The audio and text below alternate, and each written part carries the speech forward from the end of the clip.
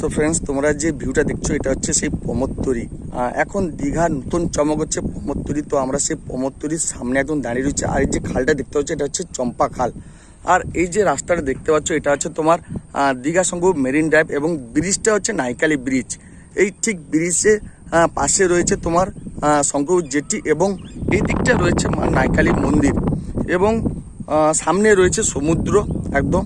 তো বুঝতে পারছো সেই দীঘার প্রমোদতরী এখন দীঘার নতুন চমক।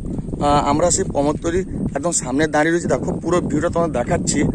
আর এখানে দেখো ছোট ছোট ভুটভুটি রয়েছে। এখানে সব মৎস্য শিকারের জন্য ওনারা সব জাল প্রস্তুত করছেন, রাত্রির দিকে বেরাবেন। এবং এদিকে দেখো প্রকৃতির যে সৌন্দর্যটা তোমরা দেখতে পাচ্ছ। এখানে সব যে পুকুরের মতন যে জলাশয়গুলো দেখছো এগুলো হচ্ছে সব মাছ চাষ করার যে ঘেরি।